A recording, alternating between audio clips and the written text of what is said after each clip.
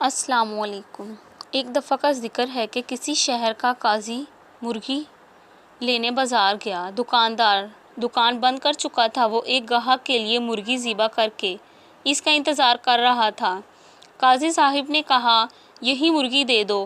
دکاندار نے کہا، میں مرغی کے مالک کو کیا جواب دوں گا؟ قاضی صاحب نے کہا، گاہک سے کہہ دینا مرغی اڑ گئی، بات بڑھے گی تو معاملہ میرے پاس ہی آئے گا۔ دکاندار نے مرغی قاضی کو دے دی۔ کچھ ہی دیر میں وہ گاہک آ پہنچا جس کی مرغی تھی۔ مرغی طلب کرنے پر دکاندار نے بتایا کہ مرغی اڑ گئی ہے۔ وہ نہ مانا اور دکاندار کو پکڑ کر قاضی کے پاس چل دیا۔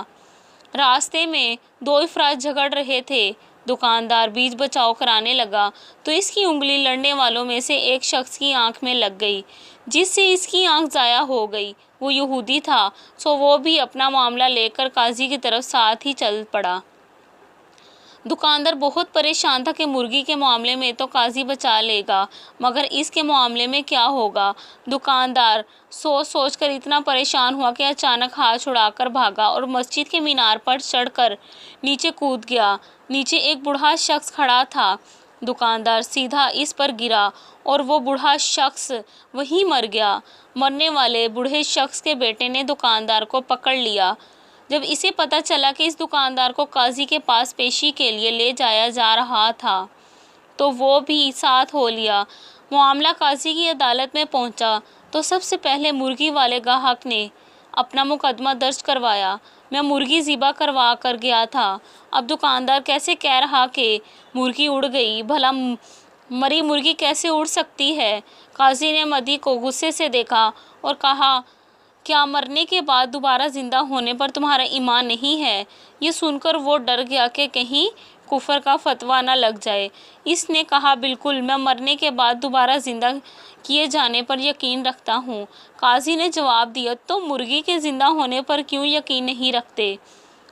بیچارہ کیا کرتا؟ قاضی کے سامنے فیصلہ تسلیم کرنے کے سوا اور کوئی چارہ بھی نہیں تھا۔ اب قاضی کے پاس دوسرا مقدمہ تھا کہ دکاندار نے ایک یہودی کی آنکھ پھوڑ دی تھی اور یہودی قصاص کا طلبگار تھا۔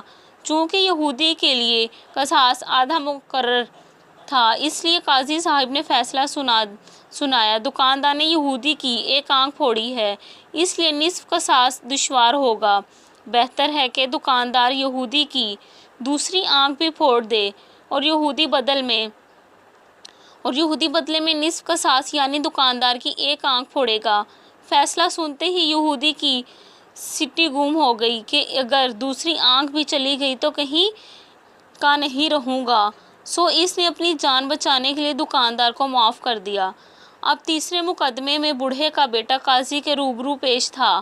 قاضی جی نے معاملہ توجہ سے سنا اور فیصلہ سنایا، دکاندار کو مسجد کے اس مینار کے آگے کھڑا کر دیا جائے اور مرنے والے بوڑھے کا بیٹا مینار کی اسی کھڑکی سے دکاندار پر چھلانگ لگا کر اس کی جان لے لے اور اپنا قصاص وصول کر لے۔